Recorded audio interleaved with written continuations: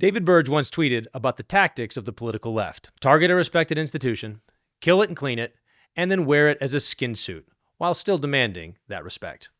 This is a tale as old as time. My name is Joe Rigney, and I hosted a series on Canon Plus called The Everyman's Guide to Institutional Sabotage, so that conservatives could spot the sabotage happening in their institutions and do something about it. We're releasing this episode for free, The Founder's Dilemma, featuring Douglas Wilson. If you'd like to see the rest of the interviews, featuring Meg Basham, the Heritage Foundation's president, Kevin Roberts, and more, you can subscribe to Canon Plus at joincanonplus.com.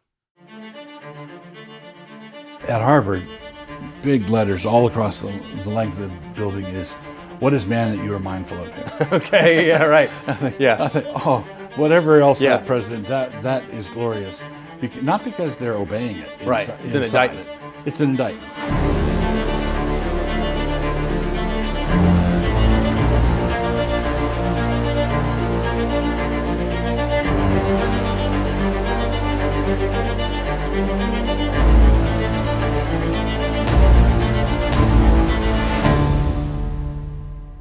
Welcome to Everyman's Guide to Institutional Sabotage. In this series of interviews, we are exploring the ways that institutions can be hijacked, steered, and sabotaged.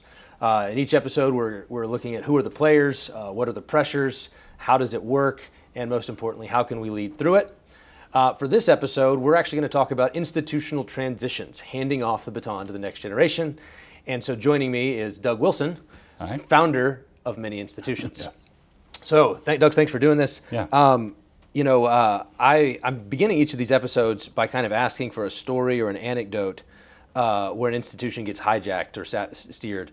If you have one, can you think of a time where you've seen a transition go really, really badly? And if so, kind of maybe describe what made it go bad.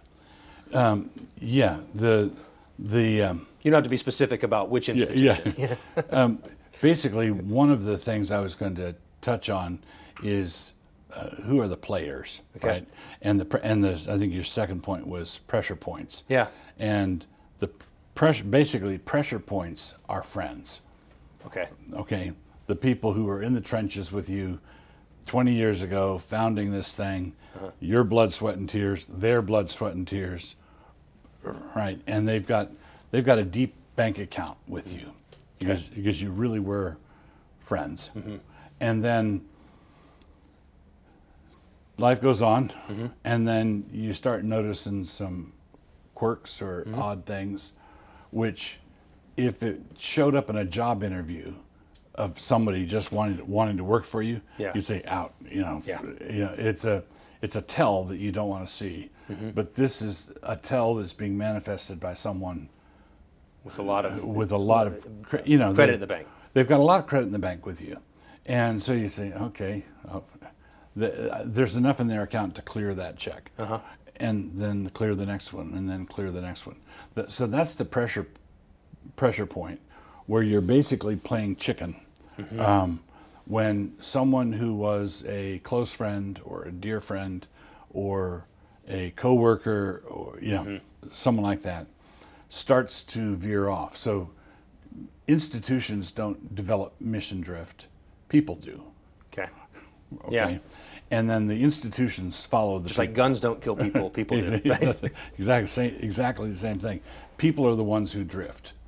And there are the people who are drifting for whatever reason known to God and them.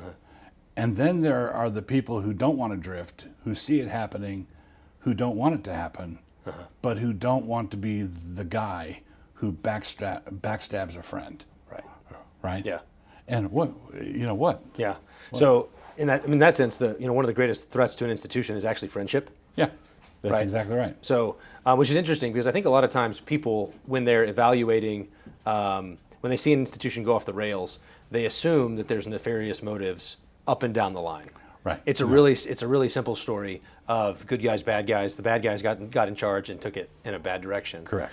But you're saying there's often this other element that's actually the dominant thing, which is the good guys, the bad guys' friends. The bad guys' friends, and who are friends with the good guys. And the good guys are wanting to treat a friend right. Yes. Okay. They don't want They don't want to jump to conclusions. They don't want to be hasty. Yeah. They don't want to throw a friendship away. They're very mindful of all the sacrifices that this person made. And remember that Judas traveled with the disciples for 3 years. Yeah. He saw Jesus raise the dead. He saw Jesus walk on water.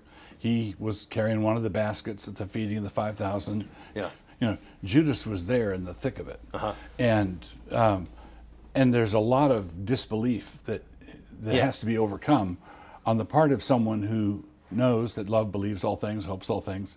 And that's, I would say, the single biggest pressure point for good institutions. And the thing that many people online, like, let's say a Twitter judge, who are saying, oh, that seminary is going woke, or that publishing house is going woke. And there's 582 employees there. And they have no idea of the friendships and the networks on the board and the admin. And so in my judgment, it's friendships are the pressure points. Friendships are the way this thing drifts. Should we? So then, one solution to that Don't be friends with anybody. Yeah. One solution would be to torch all the friendships, burn the friendships. Obviously not. But should we give them that benefit of the doubt? I mean, it seems to me that it's a good, principle that you are going to. I know that guy, and yeah, I wouldn't have done that, but I'm going to give him the benefit of the doubt, and that there would be a difference between a guy that you do know and a guy who did the same thing that you don't know. Yeah. So in some ways, it's good to give them that benefit of the doubt. Friends really should get the benefit of the doubt, but they shouldn't. And here's the essential thing: they should stop getting the benefit of the doubt when there's no longer any doubt. Okay. Right. Yeah. So and this is true of not just people who are close to you who helped found the institution. It's true of managing employees and all sorts of things. When someone first takes on a job, they might struggle with getting on top of the job. And you've got genuine question marks. Can they do this? When it's a genuine question mark, yeah, do what you can to help them get up to speed. But there comes a point where there's no question mark anymore. Yeah. This person can't do it. And once you get to that threshold, this person can't do it, postponing things always makes it worse. So the issue is, as soon as you know this dog won't hunt, as soon as you know that, then all your activities and actions have to be calculated to moving this person on. Now, if it's a founder or a board member or someone like that, you may not be in a position to just flip a switch and say you're fired. Right. But so you might put things in a slow motion. Okay, it's time to phase this person out. Right. But you have to be going in that direction as soon as you know. Right. So a judgment of charity is appropriate when there's doubt, but there usually comes a time when there isn't any doubt, and you go 2 more years not doing anything. You're going to have a bigger mess. At the far end, yeah. So you have founded a lot of institutions. You're pastor of a church, college, classical Christian school, Association of Classical Christian Schools, publishing house. So lots of different institutions. As you've thought about the handoff, where you put the energy in to get it off the ground, but you're only human, and so you need to now give it to other people. What are some of the key traps? Some of the key dangers for people so start from the founder's side. In handing the thing off to a new generation or to another, or even if it's not a generational transition, it's just capacity. I got to give this to. I got to bring on somebody new. What are some of the pitfalls that you sort of see as where it could go wrong? The big pitfall is in handing it off is not handing it off. Okay. Right. Just you're a 98-year-old founder clutching everything, and you're not on top of things anymore, and you just refuse to let go. So that's one pitfall. Okay. The founder who won't let go, the founder who keeps coming back, showing up at board meetings and where he shouldn't be there. That's one pitfall. Okay. Another pitfall is not wanting to be that guy, delegating too quickly, too rapidly, handing things off precipitously, and or handing things off without a way to walk it back if it doesn't work, or there should be probationary period, or a long, slow on ramp, or when you're handing off something that's precious, that's very important, you want to have different checkpoints where you evaluate: is this going to work? Is this going well? Yeah. Or not? With the founder's burden one, where this is mine and I can't let go. What have you sort of told yourself in order to get over any impulse you had to not want to let go? How have you kind of coached yourself up, or did somebody else coach you up, whatever it was, to kind of get you over that reluctance? So my temptations are the other way. Okay. Okay. So and they are temptations. My temptations are to delegate too quickly, too soon, too rapidly. Okay. Because I have a mortal fear of being the guy who won't let go. Okay. I just don't want to be that guy. Anything but that. Anything but that. So if you're going to fall off, it's that side of the horse. It's if I'm going to wreck it, it's going to be by handing it off too quickly. Okay. And then finding myself in a position where I can't reel it back if it starts to go wrong. Okay. So, and to date, the mistakes that I would point to in this regard have all been mistakes that way. Too much latitude, too much trust, too much carrying it past the point where it was clear something's wrong. So the earlier thing you were talking about, where it's clear this isn't working out, but I've already I didn't learn that in a book. I didn't learn that in a book, right? How do you think about? It seems like there's sort of maybe two phases of a founder's role in relation to an institution while he's still living. One of them is when he's sort of an authority. He's calling the shots. He's doing stuff. But even after he hands it off, he still has influence. There seems like there's some dangers there of, on the one hand, treating his influence like it's authority. Right, where he's still trying to call the shots, but no longer with the formal authority, but he's steering stuff. Yeah, or trying to, and just making himself a nuisance. Right. And then the other one would be the sort of founder who says, "I'm not going to be here at all. I'm out. Good luck, everybody." And he's totally washed his hands of the whole thing. Right. How have you thought about that in terms of you and just your own influence on the institutions that you founded, but no longer have any formal authority? Yeah. So I think the thing that I would tell people in that position is to practice on your kids. Okay. Right?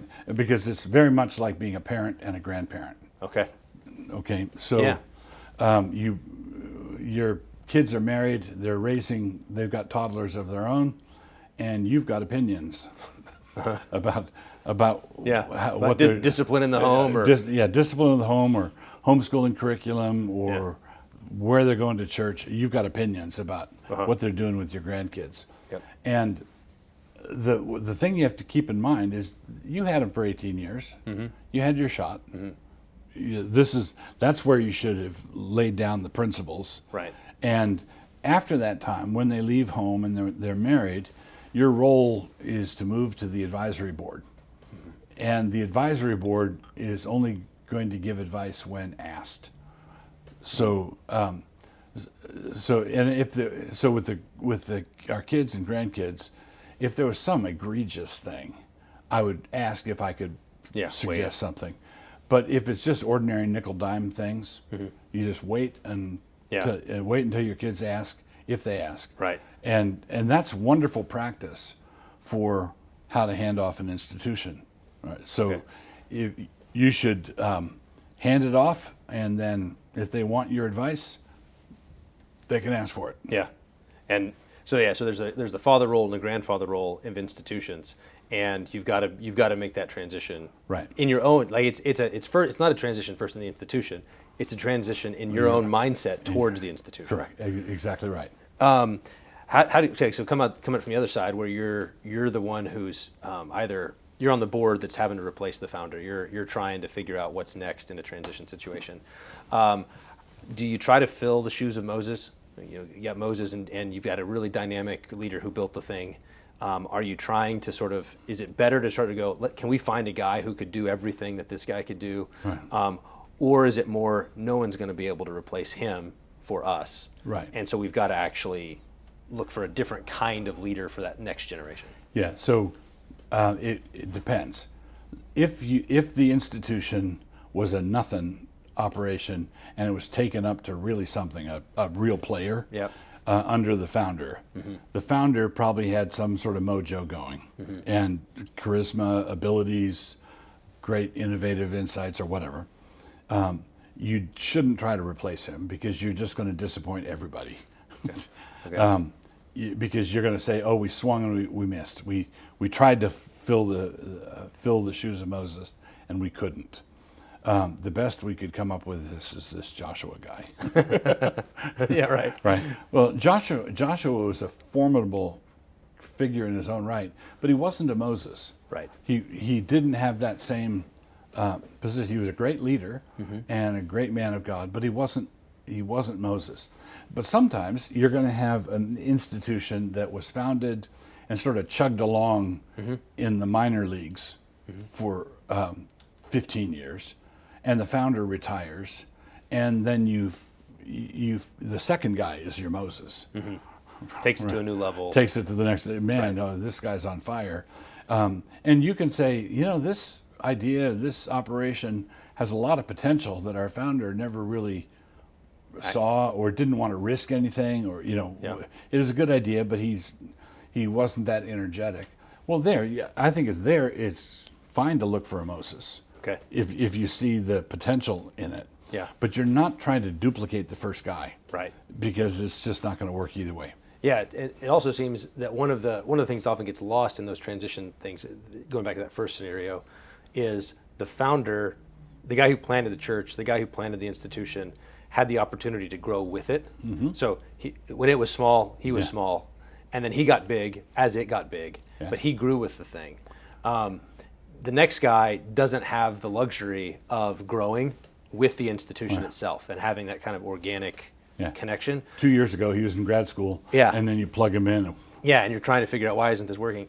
How do you budget for that? How do you budget for the fact that no matter how competent and gifted the next guy might be, he doesn't have the luxury of 20 years growing as it went from little to big? How do you sort of what kind of allowances do you make, or what are you looking at to try to see whether a guy can grow into the role at some level? Are there particular things you look for? Yeah. So let's say I'm on the interview committee for the board, so looking for this guy, this next generation. The thing I'd be looking for, let's say the founder had a 40-year run, and like you said, he grew up with the institution. If you hire someone who is 28, he's going to have a 40-year run. Yeah. Right? Which is going to be, in effect, the second founding, because if he makes it, the institution is going to grow up around him and what he's learning, right? If he blows up in the first year and a half, then no. But if he makes it, you're basically doing a second founding. If you want to keep a lot of the mission and the vision from the first 40 years, what I would be looking for is a man with a proven track record that doesn't have 40 years in him, but has a good 15 to 20 in him. Okay. So he's got experience. He's made his own glory, right, with his own company or his own institution, and you can a record you can evaluate. And he's young enough. He's old enough that he's young enough. He's not going to retire. Right. And he's old enough to have some experience that can be evaluated, so you're not buying a pig in a poke. Yeah. So there's an element of, you have to, when you think about transitions, there's life cycles of period of big growth with a dynamic founder leader, and then you're really looking for kind of a stabilizing season, right, to really see what do we have without the founder. Take him out of the equation. Does the institution have legs on its own, so to speak? And for that, you just need a steady hand, godly character, competent, but you're not looking to necessarily ratchet up. Correct. Your first mission is, can we make the transition and stay mission true? Right. Your goal ought not to be, can we conduct the baton handoff and then take it to the next level within the first year? Because then your priority is not staying on mission. It's not staying on task. You want to stabilize the handoff and make sure you've got that, and then take it to the next level. Okay. How do you deal with the challenge? Oftentimes there's an old guard, young bucks situation, or frequently you'll have situations where people have rallied around a leader, but they've rallied around him for different reasons, right? So he's the full package, but certain of the lieutenants like this part of him, and they tolerate the other, and the other people like that piece, but tolerate the other.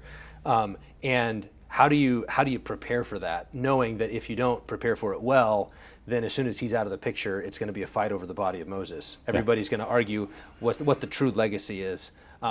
That seems like it's a really common thing. And as the guy who's getting ready to hand it off, you've got to be thinking, how do I minimize that element of it? Yeah, what you're talking about is the basic ingredient of palace intrigue. Okay. All the courtiers are positioning for the moment when the king is dead, long live the king, and who's going to be the next chief of staff, right? Who's going to be the next advisor, and who's going to be the next executive council, and all of that. And the way you position for that is personnel is policy. So if you appoint this guy, it's going to go in this direction. If you appoint that guy, it's going to go in another direction, because each one thinks that they have the essential piece of the founder's vision. And I think that the founder's vision ought to be handed off by the founder. Okay. So the founder shouldn't go into his back chambers to his deathbed and then whisper his desires to his confidant. Right. Because 3 or 4 people are going to claim to have been the recipient of this whispered message. The last thing you said to me is, make sure that we don't. Yeah. You can't do that. So the king or the president or the CEO needs to be noisy about. He needs to compose a song of Moses. Okay. At the tail end. Okay. So, in my view, he would say, in my view, the essential thing that we need to stay focused on is this. Yep. Right. And if I were to come back from the grave 20 years from now and you had jettisoned that, I'd be grievously disappointed. So he needs to do and say things that the marketing team has real trouble with if they want to go if they want to go a different direction. So the evangelical world is really good at packaging and shrink wrapping and shipping. And you want to make sure that if it's at all a message that's at all off the beaten path, that you make it as angular as possible to give the marketing guys fits. Right. Yeah. And you're trying, and if that's there's a way in which is the founder sort of trying to set a trajectory for after him, or at least a parameters, something like that, because you want to give the next guy some room to maneuver. Right. But you're trying to set like, hey, it needs to be in here, and if it doesn't stay in there, we need to get a different guy. If you can't stay in these bounds going forward, there's room to maneuver, but it's yes. Or if you guys successfully maneuver and get this away, I want the thing that I had inscribed in granite in the cornerstone of our new office building to be a standing embarrassment to all of you. Yeah, right. Yeah. You want somebody. That's the song of Moses. So just last week, Nancy and I took a tour of Harvard Yard, Harvard College. Yeah. And there are some fun things inscribed there. on the things, you know. There's a great inscription on the side of the philosophy building. There was a big uproar what we're going to put on the side of the philosophy building, and it was the president was, I think, Charles Eliot, and somebody wanted Protagoras' "Man is the measure of all things." But at Harvard, big letters all across the length of the building is, "What is man that you are mindful of him?" Okay, yeah, right. I think, oh, whatever else that president, that is glorious. Not because they're obeying it. Right, it's an indictment. It's an indictment. So that's the Song of Moses should either be something that A, helps the good guys stay true to the mission as they carry on, or B, if they fail, that it's a standing rebuke. Standing rebuke going forward. How do you think about, oftentimes when we think about generational mission drift, there's sort of 2 tools in the tool belt. You've got documents, you can, clear mission statements, statements of faith, procedure manuals, things like that, where we're going to rely on our documents. Let's have an affirmations and denials about things. The other way is people, your men. How do you think about the use of those two mechanisms for preserving an institution through generations, through transitions, documents and men? The documents are essential because they are the weapons that you're giving to the men. Okay. Right. So you're basically, the mission of staying true should be imparted to men, and they should have an armory. They should have things that they can point to when they stand up at the board meeting, or when they stand up at the shareholders meeting, or when they argue their case. You want to have given them the wherewithal. That's where the documents come in. Okay. But the documents don't enforce themselves. Documents won't read themselves. They're only going to be useful and good to the extent that men are willing to use them. And that you have good men. Because in some ways, if there's anything that the Bible teaches us and history teaches us, it's that bad guys are really adept at using good documents. Correct. To get what they want, right? So whether it's the Constitution or the book of, you think about the Pharisees, right, who found just really creative ways to sin by being all about the law. Right. That's right. God's holy and righteous law. Exactly right. So overwhelmingly, it's the men. Okay. Are there particular, so if we're evaluating then men, this is kind of maybe will land us, are there, there's things you can do when you're doing interviews this is for hiring, so you bring in somebody onto the board, or you're hiring a new CEO or a new president or a new pastor. When you're trying to evaluate, there's sort of the standard stuff. Can you sign our statement of faith? Have you ever been arrested for anything? The basic sort of boilerplate sort of stuff that you want all those boxes checked. Are there any other tools that you've found effective in sniffing out some of the more intangibles? So you've got doctrine, you've got character, but there's also this sort of, whether it's emotional intelligence or even kind of trajectories. Someone who right now they can sign that, but if you took a freeze frame, it looks like you're in the same place, but you're actually passing in the night, and it just happened to be that moment. Are there ways that you've found effective at identifying that trajectory or exposing emotional intelligence deficits? Yeah, I would say the one thing I would suggest, particularly for board positions or things like that, key board positions, would be interviewing husband and wife together. Okay.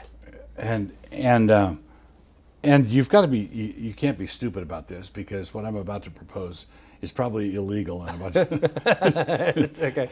So probably illegal in a bunch of states, and so you have to act like you're not doing it. But if there's any funkiness or weirdness or anything that's half a bubble off, it's going to show up in an interview with husband and wife together. Okay. So you're looking at the way that they relate to each other? But that could be one thing, the way they relate to each other. Or he doesn't do weird stuff, but she sure does. In the conversation and he lets her. Okay. Oh, you've got a side business, ma'am? What do you do? I sell voodoo dolls. Yeah. Right. Right. Okay. And you say, and he doesn't approve of that. I don't. But something is off. Right. Right. And that's an extreme example. Sure. But that's the kind of thing that I'm talking about. Yeah. Well, and that actually gets at another thing that I think is more significant than people realize, is that oftentimes, especially in the present environment, that there is a role of evaluating the spouse. Right. So in other words, what's on her Facebook page? Right. Those sort of things ought to be factored into your decision, because he may be, buttoned up on paper, but if you look at the causes that she's animated by, it's just a good bet. It's a good bet that there's certain things that correct. Good men can get derailed by wives who are soft feminists and things like that. And so when you're and that's part of reading trajectories. He may be fine now, right? But oftentimes people think, I'm not hiring her, I'm hiring him. Right. And so, but you actually, there's a way of thinking about, no, you're hiring a household to do this job. You're hiring him and his chief advisor. And so what's going to be their conversations after work, after the board meeting, before the board meeting? If he's bouncing ideas, what's the sort of counsel that she's going to give? That this is a really important question, because when I've observed institutions that have kind of drifted off, almost universally, that's a key factor. and is seeing a wife who has leveraged her influence in order to steer an institution. Let's say there's a session meeting of a church or board meeting of a school, and there's a controversial vote, and it passes narrowly. They do the right thing, and then they all go home, and 45 minutes later, the chairman gets 3 emails. I've been thinking about our vote. And think, okay, you're talking about conversations you had after you got home. And that anybody who thinks that doesn't happen is out of their mind. And related to that is so if you're hiring him, but also recognizing that she matters. There's also ways in which asking questions like, what sort of books do you so you're asking him, what sort of books do you read? And asking her, what sort of books do you read? What sort of podcasts do you listen to? What are you listening to? And trying to, because then what you're evaluating is what are their inputs? So it's not just the counsel that she would give, but who is she being influenced by? And I've found sometimes major reassurances if I'm talking to a couple and I hear that she the wife her favorite book is this book, her favorite podcast is that podcast, her favorite author is that author, and all of a sudden you just go, oh, okay, we're gonna be good. We'll be okay. On the other hand, there's places where you kind of go, it's not a red flag, but it's a big yellow flag that you start to take That's into one account. a Logos teacher application. One of the questions is list 3 books you've read in the last year.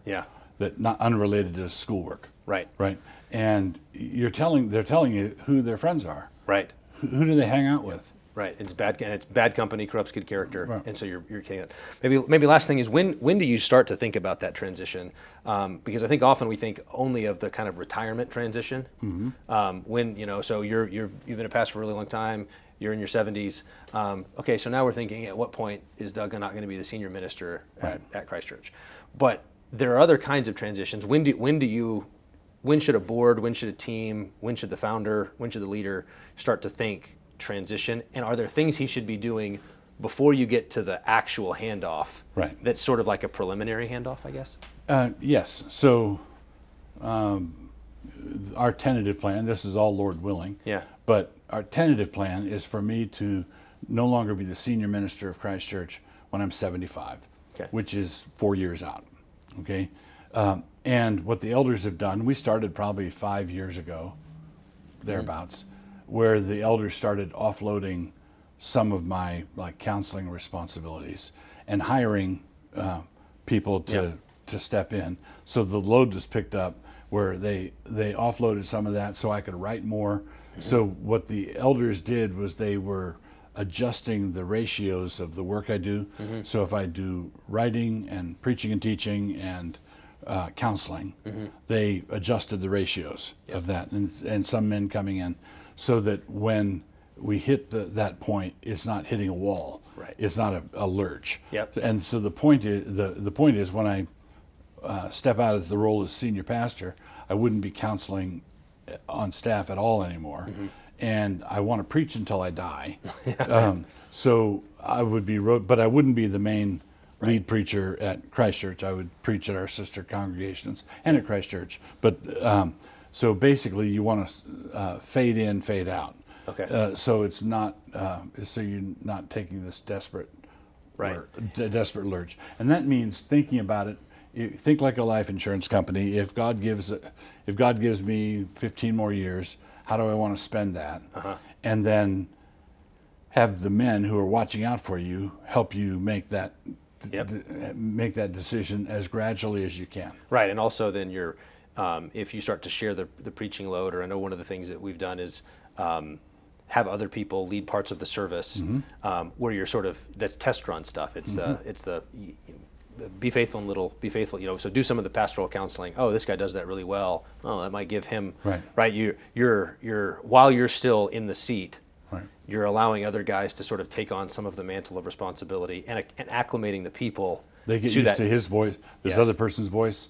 And I've had people say, and it delights me when they say this, I heard this at church last week or the week before. I don't know if it was you or Jared. Who Yeah, said it. right. Yeah, right. Yeah, but Yeah. I know I heard it at church. Right. And I took it to heart. Yeah, right. And you're going, great. It doesn't matter That's whose right. voice it came through. It's, Right. as long as it's the voice of God.